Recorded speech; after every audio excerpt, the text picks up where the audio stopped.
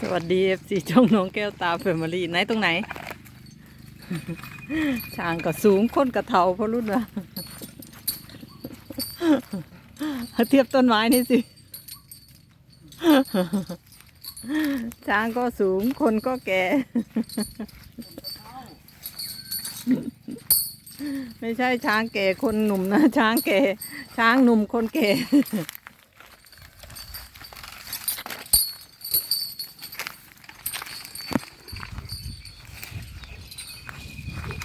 แม่ต่อยขออนุญาตงานตามกฎเด้อค่ะเดิม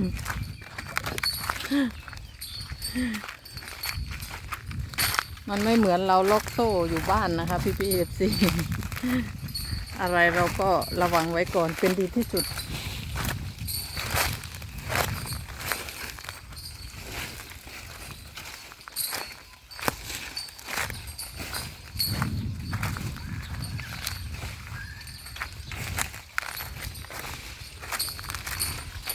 วันนี้เอามามัดที่โครงการของเรานะคะโครงการพิฟุกคชอาณาจักร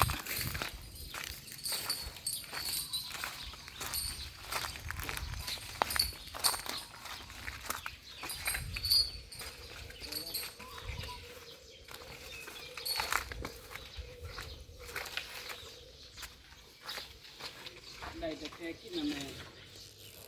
ครับอะไรแล้วขายมันกันเลยเรียกว่าพี่นี่ลุง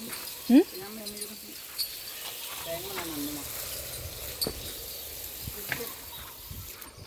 โอ้โหลุดแม่ลุด เอาแป๊บหนึ่งนะคะน้ำหลุด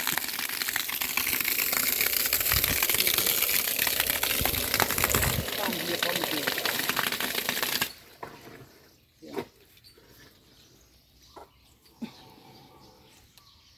เบาๆเลยเปิดเบาๆก็จะได้กินนะ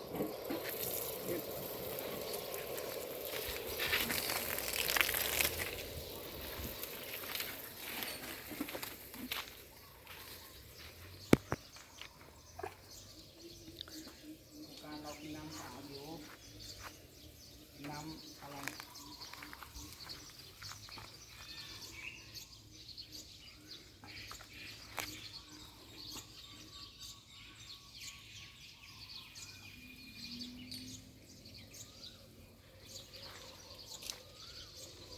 พร้อมไหมพ่อพร้อมไหมพอแล้วปกติก็สิเลยต้องรวมกันมีพอก็เลี้ยงมาได้เลย อ้วนกว่านี้พ่อรุนบอกเลี้ยงไม่ได้ พอก็ซื้อไม่ได้แล้วแรงพ่อไม่ถึง ตกมันตลอดยิ่งช้างจะเสียนะช้างตกมันบ่อยไม่ได้อาบน้ำไม่ได้ดูแลพ่อรุนบอกช้างตกมันบ่อยไม่ได้อาบน้ำไม่ได้ดูแลยิ่งจะเสียก็เลยเลี้ยงให้ผอมแบบนี้แหละค่ะไม่ผอมนะไม่พอคนนี้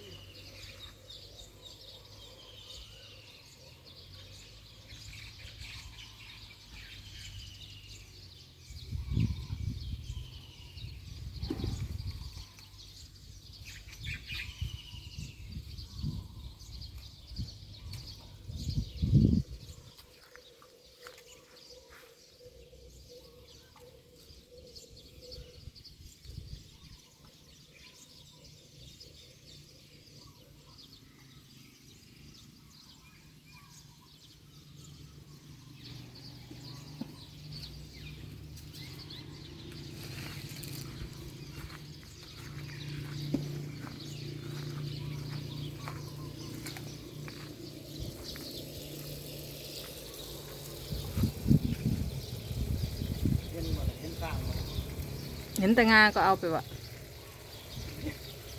จากไงเป็นหน้าชนะแล้วอยู่นี่แล้วอยู่นั่นละ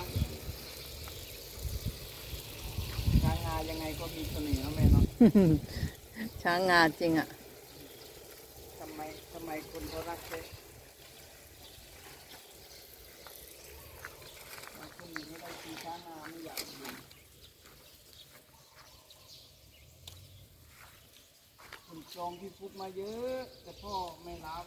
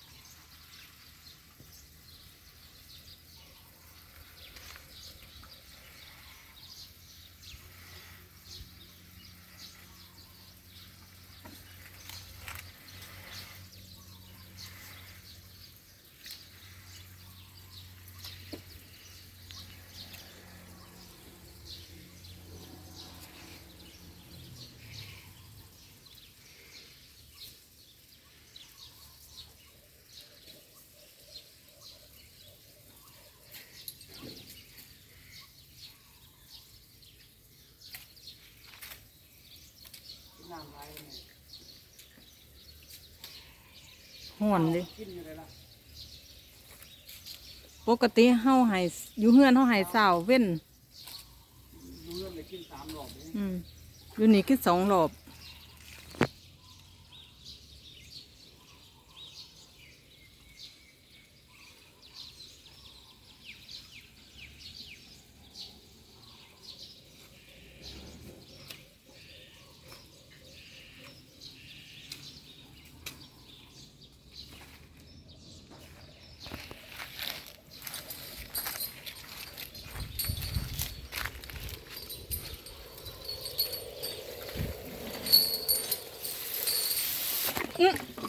อุ้ย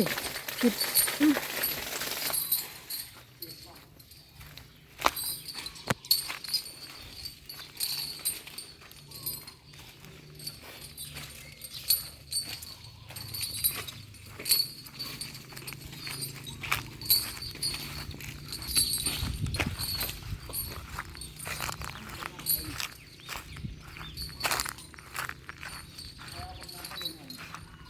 รถมือสาวหรือเปล่า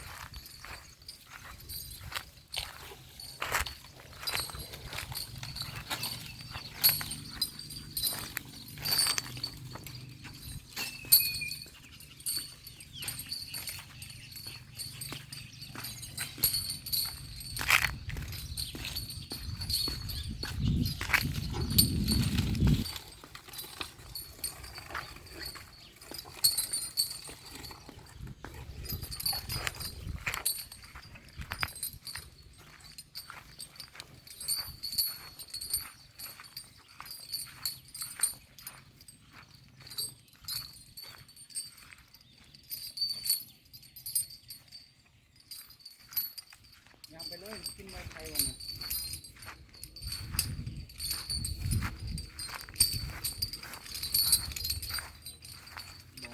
ดอกคูณ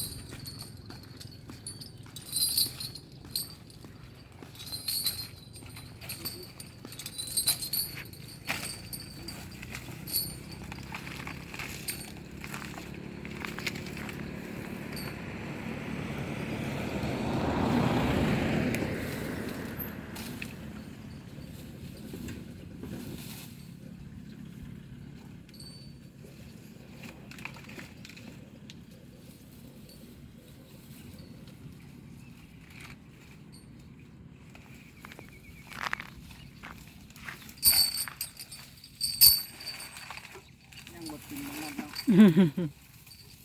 ยังห่วงมันนัดอยู่